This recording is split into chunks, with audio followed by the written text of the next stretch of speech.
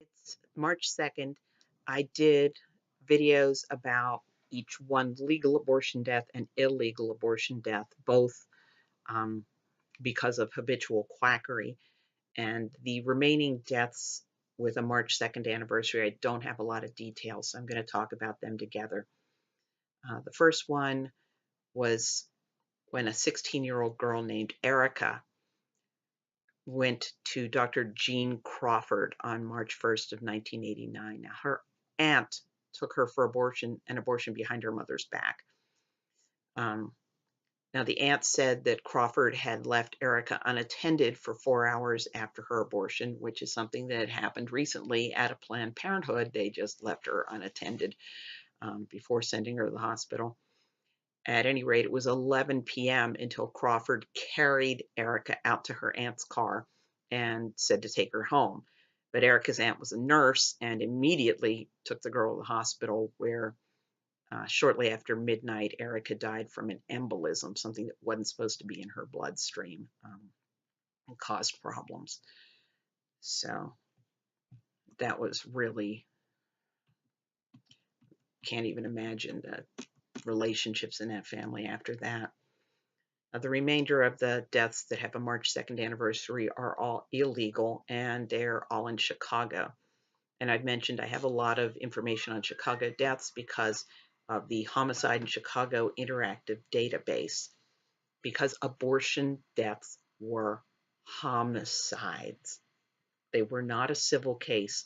They were taken very, very seriously. So in 1914, a 32-year-old homemaker named Hannah died. All it said was she died at the scene of the abortion performed that day by an unidentified perpetrator. I don't have any further details on that. Now, there was a medical journal article that wrote up cases of women who died at Cook County Hospital. This woman they identified as Mrs. C was 24 years old when she had an abortion performed by a Chicago midwife on February 15th of 1908. And after the abortion, she was bleeding severely. 4 days later, she was suffering fever, chills, and abdominal pain. On the sixth day, a physician came to her home and performed a curettage to try to clean out any infection, but her condition continued to deteriorate. So she was admitted to Cook County Hospital on February 28th with a racing pulse, respirations of 26, fever of nearly 104, abdomen distended and tender. She was vomiting, weak, incontinent, and unable to sleep. So she was suffering from serious peritonitis, and she died on March 2nd. I don't know what happened to the midwife who did that to her. And then we go back to 1906, and a very